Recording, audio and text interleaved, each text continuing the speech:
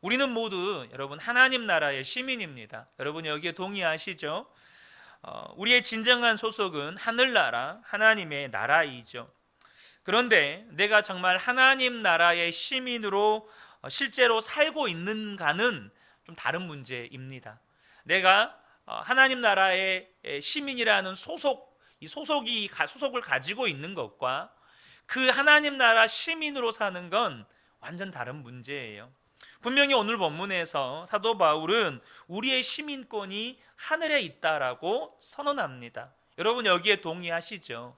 그렇다면 저와 여러분이 이제는 하늘나라 시민으로 살아가셔야 한다는 거죠. 시리아에서 사역을 하고 계시던 한 선교사님이 여러분 아시는 것처럼 시리아 내전이 발발하면서 위험 때문에 요르단으로 잠시 피해 계실 때 요르단에서도 살아야 하니까 머무는 동안에 필요한 가구들을 사기 위해서 이렇게 나가셨습니다. 그런데 어쨌든 본인의 부르심의 사역지가 시리아니까 시리아가 안정이 되면 다시 시리아로 들어가야 되잖아요. 그러니까 가구를 사는 기준이 언제든지 버릴 수 있는 것 혹은 남을 줘도 아깝지 않은 것, 그런 기준이 되더라는 거예요. 왜냐하면 시리아가 안정되면 이제 시리아로 들어가야 되는데 시리아 집에도 이미 가구들이 다 있는데, 그리고 요르단에서 산 이 가구들을 또 시리아로 가지고 갈 수 있는 것도 아니에요. 그렇게 생각을 하니까 이 물건을 사는 기준이 달라지더라는 거죠. 사랑하는 성도 여러분, 우리가 하나님 나라의 시민으로 사는 것은 이렇게 사는 것이 달라지는 겁니다. 사는 기준이 달라져요. 여러분 어떻습니까? 지금 여러분 자신을 돌아볼 때 나는 지금 하나님 나라의 시민으로 살고 있다고 생각이 되시나요? 우리가 이웃 나라들만 가더라도 그들의 삶의 모습이 우리와 너무나도 다르다는 것을 금방 알게 됩니다.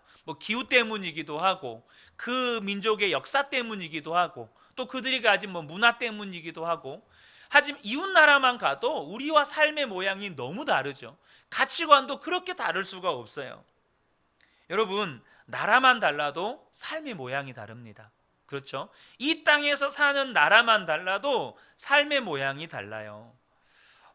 제가 대학교 후배 때 그 이모, 그러니까 그 대학교 후배 이모가 일본인하고 결혼을 했대요. 그래서 여름 방학 때 그 이모가 이제 이렇게 한국에 와서 이제 외갓집에 놀러 왔는데 그 이모의 그 자녀들도 데리고 오지 않겠어요. 이제 한국말은 전혀 못하고 일본말만 하는데 이 대학 후배가 이제 그 아이들을 데리고 이제 놀러 갔다가 오는데 길가에서 새 한 마리 죽어 있는 걸 봤다는 거예요. 그러니까 이 아이들이 그 죽은 새 앞에서 이렇게 고개를 숙이고 그 묵념식의 어떤 기도를 하더라는 거예요. 왜 그렇죠? 일본인들은 모든 동물, 식물, 자연에 신이 있다고 믿거든요. 그래서 동물이 하나 죽은 것만 봐도 그 앞에서 기도를 하는 거예요. 뭐라고 기도하는지는 모르겠지만 여러분 이렇습니다. 나라만 달라도 삶의 모습이 다른 거죠. 마찬가지로 우리가 하나님 나라 시민이기 때문에 이 땅의 나라 사람들과 이 땅에 속한 사람들과 삶의 모습이 달라야 정상입니다. 여러분 여기에 동의하십니까? 달라야 정상이에요. 그런데 자녀들을 대학 보내고 또 직업을 선택하게 하고 결혼시키고 집을 사고 살림살이를 마련하고, 여러분 그럴 때의 기준을 한번 곰곰이 보시면 여러분 정말로 저와 여러분이 하나님 나라 시민으로 살고 있느냐는 거죠.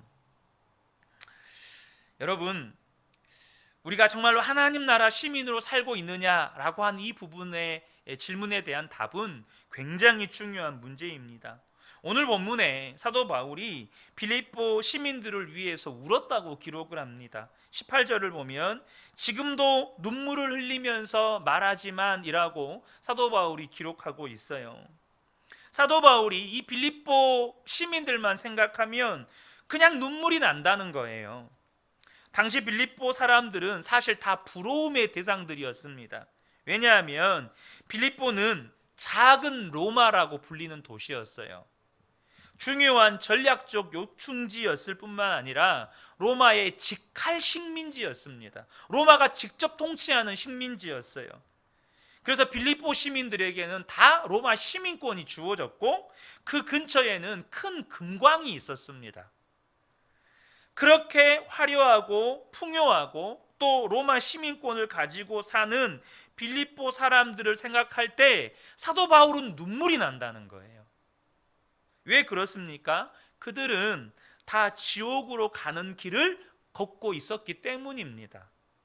십자가 복음을 주셨는데 오늘 본문에도 이야기하면 오히려 그들은 그리스도의 십자가의 원수로 행한다고 말씀하고 있어요.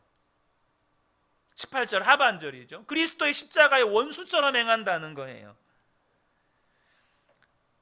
너무 먹을 것이 많고 풍요하고 그러니까 19절에 보면 자기 배를 하나님으로 삼았다고 표현을 합니다. 우리 개역 개정에는 그들의 신은 배요 이렇게 돼 있죠. 그 배가 이런 돛담배 이 배가 아니고 이 배를 말하는 겁니다. 무슨 말이냐면 그들은 항상 무엇을 먹을까 이 생각하고 사는 거예요. 그러니까 먹을 것이 없어서 무엇을 먹을까 이렇게 생각하고 사는 게 아니라 먹을 것이 너무 많아서 그 중에 뭘 좋은 걸 먹을까 이 생각만 하고 산다는 거예요. 하도 먹을 게 많으니까. 그리고 심지어 수치스러운 일, 부끄러운 일들이 그들에게는 자랑이 된다는 거예요. 쉽게 말하면 누군가를 때렸어요. 심지어 누군가를 죽였어요. 그게 자랑인 거예요. 내가 누군가를 죽이고 그 자리를 차지했어요. 그게 자랑인 거예요. 사도 바울은 그렇게 멸망으로 빠져가는 빌립보 사람들을 보면서 너무너무 안타까운 눈물을 흘리는 것입니다. 여러분, 우리가 하나님 나라 그리고 내가 하나님 나라의 시민이라는 것을 분명하게 알지 못하면 나도 모르는 사이에 세상에 빠져가는 겁니다. 내가 하나님 나라에 속했다, 나는 하나님 나라의 시민이다 라고 하는 것에 대한 분명한 정체성, 분명한 소속감이 없으면 나도 모르게 세상에 빠져가는 거예요. 사도 바울은 빌립보 교회 성도들 또 이 로마 시민권이 최고인지 아는 그 사람들에게 하나님의 나라가 있고 예수 믿는 우리는 그 하나님 나라의 시민권을 가지고 있다라고 지금 말하고 있는 것입니다. 사랑하는 성도 여러분, 우리가 가지고 있는 이 하나님 나라의 시민권, 이것이 얼마나 놀라운 축복인지를 아셔야 합니다. 우리가 이것을 깨닫지 못하면 다 잃어버려요. 그 대표적인 인물이 에서죠. 창세기 25장 34절을 보면 야곱이 떡과 팥죽을 에서에게 주매 에서가 먹으며 마시고 일어나 갔으니 에서가 장자의 명분을 가볍게 여김이었더라. 에서는요, 하나님 나라의 시민권, 하나님께서 주시는 축복, 이것이 별로 중요하지 않았어요. 지금 당장 먹는 게 중요했어요. 지금 당장 입는 게 중요했다고요. 지금 당장 이 땅에서 정말로 잘 먹고 잘 살고 성공하는 게 에서에게는 더 중요했어요. 예수님께서 롯의 아내를 생각하라고 말씀하셨습니다. 롯의 아내는 잘 아시는 것처럼 제가 성경에 설교할 때 몇 번 인용했는데요, 소돔과 고모라가 멸망당할 때 소돔에서 떠난 사람입니다. 그러니까 구원 받은 사람이에요. 구원 받았어요. 그런데 이 소돔성이 무너졌을 때 소돔성에 있는 재산이 아까웠는지 그만 뒤를 쳐다보고 맙니다. 그 땅에 두고 온 집, 땅, 가축, 진귀한 보물들, 그것이 아까웠던지 뒤로 돌아보아서 소금 기둥이 되고 말아요. 구원을 받았는데 구원을 놓쳤어요. 왜요? 세상에 너무 빠져 살았어요. 그러니 스스로 죽음의 길을 걸어간 것입니다. 저와 여러분이 눈을 분명하게 뜨셔야 합니다. 세상을 바라보는 육신의 눈과 하나님의 나라를 바라보는 영적인 눈은 엄연히 달라요. 완전히 다른 거예요. 하나님이 나와 함께 계시는 것, 그 하나님의 임재를 알고 싶고 그것을 그렇게 갈망하는 마음을 가지고 살지 않으면 우리는 온통 세상만 바라보며 살게 된다는 거예요. 무엇을 먹을까? 무엇을 가질까? 무엇이 될까? 세상만 바라보고 산다면 도대체 천국에 가려고 하는 이유가 뭡니까? 이 땅에서 세상이 그렇게 좋은데 무엇을 먹는가만 온통 관심이 있고, 무엇이 될까에 그렇게 관심이 있고, 무엇을 소유할까에 그렇게 관심이 있는데 도대체 천국에는 왜 가고 싶은 거죠? 여러분, 천국은요 항상 주님과 함께하는 곳입니다. 여러분, 주님이 없으면 거긴 천국이 아니에요. 천국은 항상 주님이 함께 계시는 곳이에요. 그런데 이 땅에서 주님을 원하지 않아요. 이 땅에서 먹을 것, 마실 것, 입을 것, 무엇이 될까, 무엇을 소유할까, 온통 거기에 관심이 있으면서 주님을 찾지 않아요. 그런 사람을 주님이 왜 천국에 데려가실까요? 도대체 그런 사람을 하나님께서 천국에 데려가실 이유가 뭐냐는 거죠. 이 땅에서 주님을 찾지도 않는데, 이 땅에서 내 주님과 상관없이 살다가 그냥 죽을 때 주님 나 천국에 데려가 주세요. 이게 말이 됩니까? 하나님 나라의 시민임에도 불구하고 하나님 나라 시민답게 살지도 않고 살고 싶지도 않고 그렇게 갈망이 없는 건 여러분 두려운 일입니다. 저와 여러분이 내가 정말로 하나님 나라 시민인지 아닌지 명확하게 하셔야 합니다. 내가 하나님 나라 시민인지 아닌지를 어떻게 합니까? 자꾸 시민이가 나와서 자꾸 시민이가 나오니까 막 자꾸 헷갈리는데, 여러분, 그것은요 내가 하나님 나라 시민인지 아닌지는 내 안에 계신 예수님으로 아는 것입니다. 예수님이 내 마음에 계시면 하나님 나라 시민이에요. 고린도후서 13장 5절에 예수 그리스도께서 너희 안에 계신 줄을 너희가 스스로 알지 못하느냐? 그렇지 않으면 너희는 버림받은 자니라. 여러분, 내가 하나님 나라 시민인지 아닌지는 본인 스스로가 내 안에 예수 그리스도가 계신 것을 분명하게 아는 것으로 아는 거예요. 여러분, 예수님이 다시 오십니다. 예수님이 다시 오실 때 예수님을 믿는 사람들 가운데 그때 예수님을 처음 뵙는 사람은 없습니다. 물론 육신의 눈으로 예수님의 실제적인 형상을 보는 것은 그때가 처음이죠. 예수님의 실제적인 영광, 예수님의 실제적인 영광을 보는 건 그때가 처음이에요. 하지만 예수님을 그때 처음 만나는 사람은 없어요. 예수 믿는 사람들 중에는 이미 마음에 오신 예수님을 아니까, 마음에 오신 예수님과 함께 사니까 여러분, 그때 오시는 예수님을 나는 이미 알고 있는 거예요. 그때 예수님이 오시면 예수님을 믿는 사람은 누구나 다 그분이 예수님이라는 걸 다 알아요. 예수님을 믿는 사람들 가운데 재림에 오시는 예수님을 예수님인지 모르는 사람은 단 한 사람도 없어요. 물론 예수님을 안 믿는 사람들 중에는 이게 도대체 무슨 일인가, 이게 도대체 무슨 난리인가 이럴 사람들이 있지만, 이 땅에서 예수님을 믿는 사람들 중에 예수님이 재림에 오실 때 저분이 예수님인가 이런 분은 없어요. 다 두 팔 벌려 환영하는 거예요. 아, 예수님 드디어 오시는군요. 그렇게 되는 거예요. 왜요? 이 땅에서부터 예수님이 내 마음에 오셔서 나는 그분과 함께 사는 거니까요.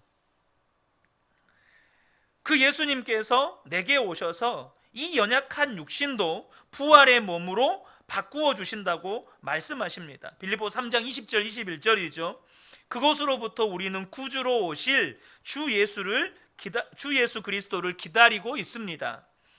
그분은 만물을 복종시킬 수 있는 권능으로 우리의 비천한 몸을 변화시키셔서 자기의 영광스러운 몸과 같은 모습이 되게 하실 것입니다.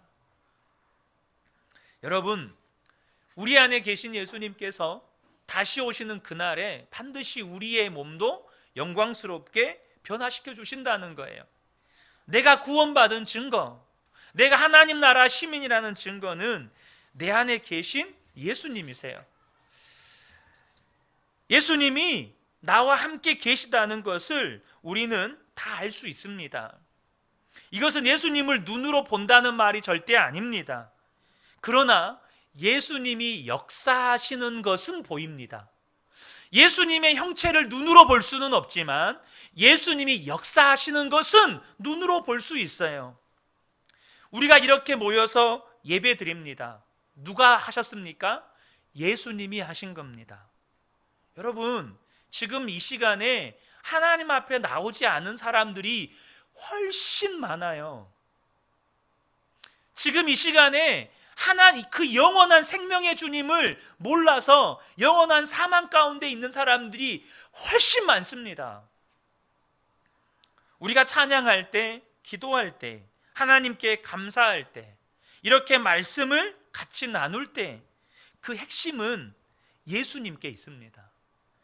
예수님이 하시는 거예요. 빌립보서 2장 13절에 너희 안에서 행하시는 이는 하나님이시니 자기의 기쁘신 뜻을 위하여 너희에게 소원을 두고 행하게 하시나니. 여러분, 찬양 부르실 때 왜 손을 드셨나요? 찬양 부르실 때 왜 눈을 감으셨나요? 찬양 부르실 때 왜 여러분 안에 마음의 소원이 있었습니까? 예수님이 하신 겁니다. 예수님이 하신 거예요. 여러분, 우리가 육체의 눈으로 예수님의 형체를 볼 수는 없지만 우리 안에서 역사하시는 것은 알아요. 예수님께서 성령님의 역사를 바람에 비유하신 적이 있죠. 요한복음 3장 8절에 바람이 임의로 불매 내가 소리는 들어도 어디서 와서 어디로 가는지 알지는 못하나니 성령으로 난 사람도 다 그러하니라. 자, 분명히 말씀하셔요. 하나님의 역사, 성령의 역사를 바람으로 비유하시는데 바람은 불어요. 그러나 눈에 보이지는 않아요. 마찬가지입니다. 성령님의 역사는 있어요. 하지만 성령님이 눈에 보이지는 않습니다. 바람이 불 때 바람이 보이지 않지만 바람이 불어서 나뭇잎이 펄럭거리고 우리 머리카락이 날리고 옷이 날리고 우리 피부에 바람이 느껴지는 것처럼 성령님의 역사가, 주님의 역사가, 그 역사를 일으키시는 주님은 보이지 않지만 주님의 역사는 나타난다는 거예요. 주님이 아니시면 일어날 수 없는 일이 나타나요. 그래서 우리 안에 주님이시구나 이렇게 된다는 거죠. 그렇게 우리 안에서 역사하시는 주님이 하시는 일이 나타나니까 우리가 하늘나라 시민이고 또 하늘나라의 증인들인 것입니다. 하나님은 저와 여러분이 이처럼 하늘나라, 하나님 나라의 증인으로 서기를 원하십니다. 본문의 사도 바울이 이런 말을 합니다. 17절에 형제 자매 여러분 다 함께 나를 본받으십시오. 여러분이 우리를 본보기로 삼은 것과 같이 우리를 본받아서 사는 사람들을 눈여겨보십시오. 여러분, 어떤 정도로 살면 이런 말 할 수 있죠? 나를 본받으십시오. 사실 여러분, 그냥 우리가 아무 생각 없이 이 말 들으면 정말 교만한 말로 들립니다. 야, 도대체 얼마나 교만하면 자기를 본받으라는 말을 이렇게 서슴없이 할 수 있나? 그런데요, 사도 바울은 복음을 정확히 아는 것입니다. 복음이 무엇입니까? 나는 죽고 예수로 사는 것이 복음의 핵심입니다. 나는 십자가에서 주님과 함께 죽었고 이제 오직 내 안에 예수님이 사시는 것, 이것이 복음의 핵심이에요. 그러면 여러분 보세요. 나는 죽고 예수로 사는 사람이 나를 본받으십시오. 나를 보십시오. 예수님을 보고 싶으시면, 예수님을 만나고 싶으시면, 예수님이 역사하시는 것을 알고 싶다면 나를 보십시오. 내 삶을 보십시오. 그렇게 말할 수 있는 것이 진짜 예수님을 믿는 것입니다. 왜요? 나는 죽었거든요. 나는 없어요. 그러면 사람들이 나를 보면 예수님만 보는 거예요. 예수님이 하시는 일만 보는 겁니다. 예수님이 말씀하시는 것만 보는 거예요. 하나님이 저와 여러분이 그렇게 되기를 원하실 뿐만 아니라 우리가 그렇게 하나님 나라의 시민으로 살아갈 수 있는, 그렇게 증인될 수 있는 결정적인 축복을 주셨어요. 그게 내 안에 계시는 예수님이세요. 대구 서현교회에 김영숙 권사님이라는 분이 있습니다. 이분은 남편 되시는 분이 이제 한의사셔서 재정적으로 조금 여유가 있으셨어요. 그런데 그분은 그 재정적인 여유를 가지고 그렇게 사람을 섬기는 일에 이렇게 쓰셨습니다. 그분은 그렇게 거지들을 잘 대접하셨다 그래요. 어느 정도냐면 거지 몇 사람이 오든지 한 사람 앞에 상을 차려주셨다 그래요. 한 사람마다 상을 이렇게 차려가지고 대접했다는 거예요. 그런데 그 집에서 일하는 아주머니가 계실 정도면 좀 부유하셨던 거죠. 이 아주머니가 전혀 이 권사님의 마음을 이해하지 못하고 거지를 구박하는 거예요. 이것을 보셨어요. 그래서 이 권사님이 아주머니를 야단치지 않고 방으로 들어오라고 하시고는 앉혀놓고 성경을 펴서 가르치셨습니다. 성경을 보세요. 그 거지가 사실은 예수님이십니다. 예수님 대하듯이 하면 복을 받습니다. 이렇게 가르치신 거예요. 그렇게 잘 타이르고 말씀을 전해드렸더니 아주머니가 큰 감동을 받으셨습니다. 그리고 그때부터 이 아주머니 또한 거지들을 예수님 대하듯이 하는 거예요. 그래서 이 장로님 집에 있는 아주머니가 그렇게 거지들을 잘 대접한다는 소문이 나버렸어요. 권사님은 시장에 가서 물건을 살 때 깎는 법이 없었다고 합니다. 그 옛날에 가격을 바가지를 씌우던 그 시절에 부르는 대로 다 주시는 거예요. 그래서 같이 가신 분들이 제발 그렇게 하지 말아라, 깎을 때는 깎아야 된다, 이렇게 말을 했다고 합니다. 그때 이 권사님이 하시는 말씀이 이것은 다 손님 대접하려고 사는 겁니다. 근데 그 손님들이 거지들이에요. 손님들에게 제일 좋은 것을 대접하려면 제일 좋은 걸 사야 되는데 내가 가격을 깎으면 제일 좋은 것을 주겠느냐. 그래서 무조건 부르는 대로 그 값을 다 주고 산 거예요. 그것으로 거지들을 대접한 겁니다. 그리고 하시는 말씀이, 그리고 내가 만일 물건을 깎으면 그분들에게 전도할 때 물건값 깎는 사람의 전도를 그 사람들이 받아들이겠느냐. 그래서 그 시장에 많은 사람들이 예수를 믿게 되었다는 거예요. 한 번은 신학생들에게 장학금을 나눠주는데 아무리 봐도 신학생이 아닌 것 같은 분이 장학금을 받는 거예요. 그래서 옆에서 하는 말이, 사람들 좀 잘 살펴보고 분별해서 장학금을 좀 주십시오. 말만 듣고 바로 그냥 주지 마시고. 그랬더니 그 권사님이 하시는 이야기가, 지금 나눠주는 돈은 내 돈이 아닙니다. 내가 생각해서 줄만한 사람, 안 줄만한 사람 가리라고 주신 것이 아닙니다. 그냥 하나님이 내게 맡겨주셨다가 나눠주라고 하신 것 뿐인데 내가 줄 사람 안 줄 사람 생각할 것이 없지 않습니까? 그리고 지금 내 말이 맞다고 하더라도, 그 사람이 엉터리 신학생이라고 하더라도 나중에 그 사람이 변화되어져서 하나님 앞에 쓰임받을지 누가 압니까? 그랬다는 거예요. 미국에 있는 아들이 갑자기 병원에 입원해서 사경을 헤매는데 66세의 나이에 열흘 금식을 했습니다. 하지만 하나님은 결국 아들을 불러가셨습니다. 그날이 토요일이었습니다. 아들이 세상 떠난 소식을 들었을 때 금식을 열흘씩이나 하고, 연세가 그러니까 다들 주일 예배 나오지 말고 집에서 쉬시면서 하나님께 기도하고 혼자 예배 드리라고 권했습니다. 그때 권사님이 정색을 하고 일어나서 옷을 잘 갈아입으시고는, 오늘 내 아들이 천국 들어간 이 기쁜 날인데 내가 어떻게 슬픈 마음 가지고 집에서 혼자서 예배 드리느냐. 성도들하고 같이 가서 하나님께 내가 마땅히 기쁨과 감사의 예배를 드려야지. 그렇다고 내가 집에 혼자 있으면 그동안에 내가 전도한 사람들이 어떻게 소망의 믿음을 가질 수 있겠느냐. 여러분, 딴 나라 사람 같죠? 정말로 딴 나라 사람 같지 않습니까?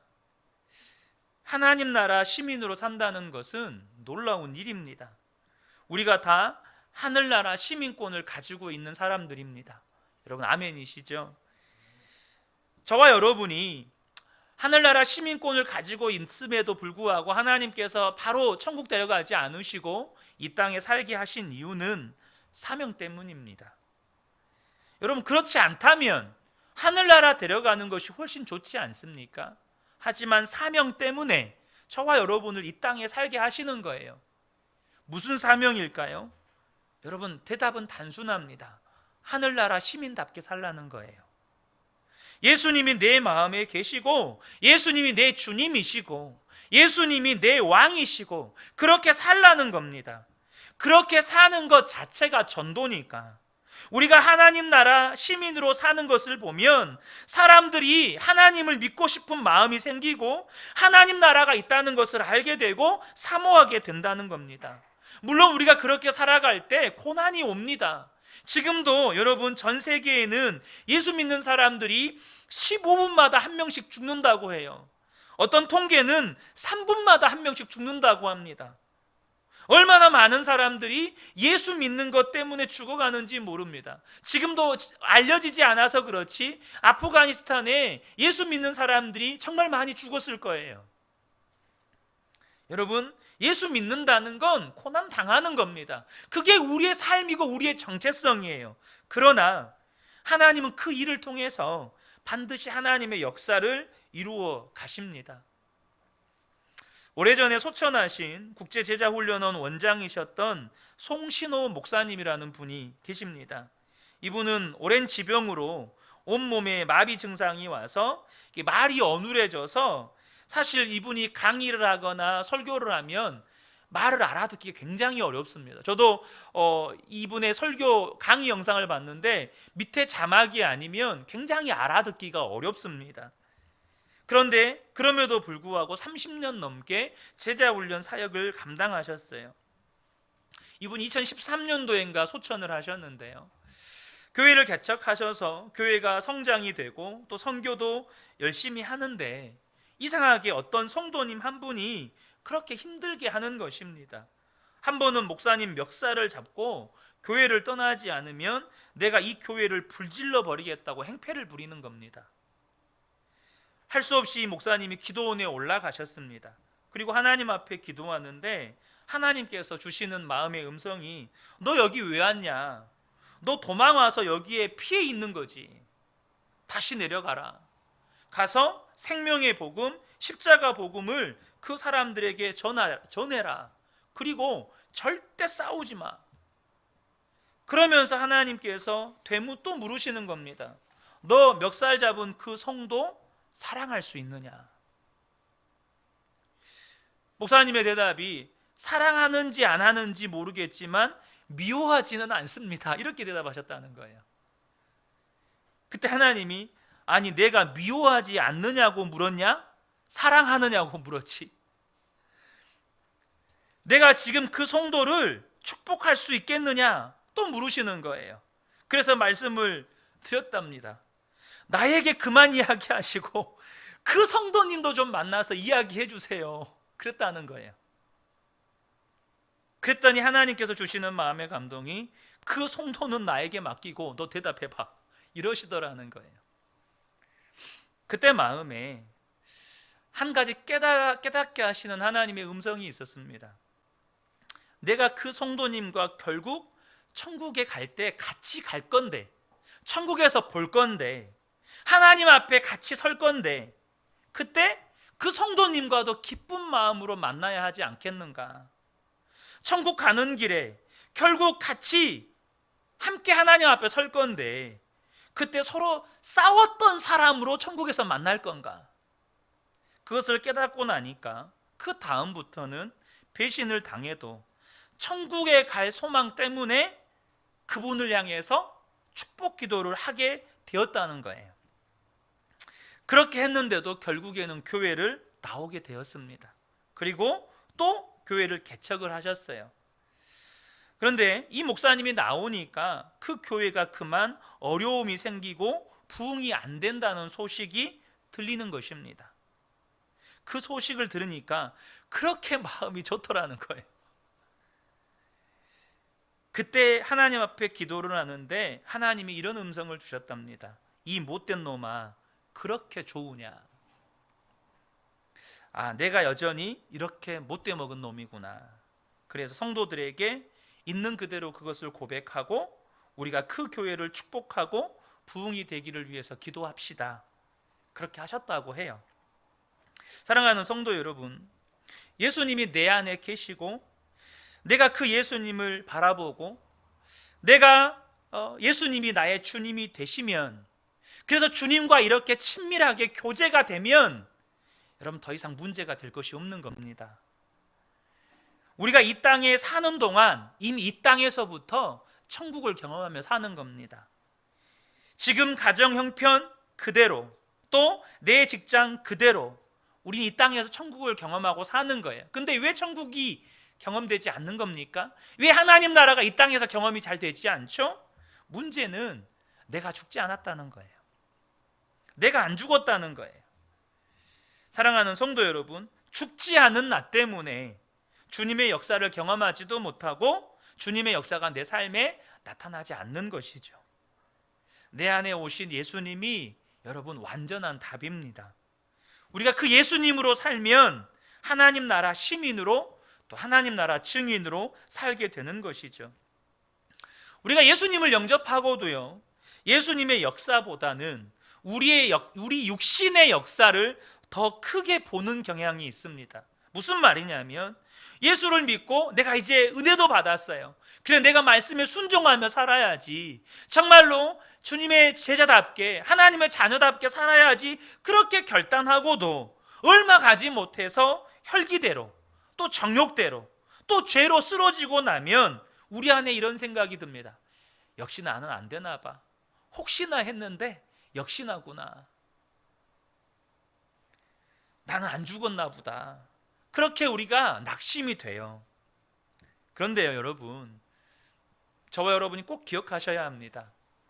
우리가 진짜로 보아야 할 것은 돌덩이처럼 굳어버리는 내가 아니고요, 내 안에 정말 예수님이 계시느냐에 우리가 집중하셔야 돼요. 무슨 말이냐면, 예수님이 진짜로 내 안에 오셨다면 문제는 달라져요. 여러분, 금광석이 어떤 돌인지 아십니까? 금광석은 금이 섞여 있는 돌이잖아요. 근데 이 금광석이요, 1톤의 돌에 금이 2g만 섞여 있어도 채산성이 있대요. 여러분, 1톤의 돌 안에서 2g 금 찾아보실랍니까? 눈에 보이지도 않습니다. 눈에 안 보여요. 근데 1톤의 돌에 2g의 금만 섞여 있어도 채산성이 있대요. 이익이 남는다는 거예요.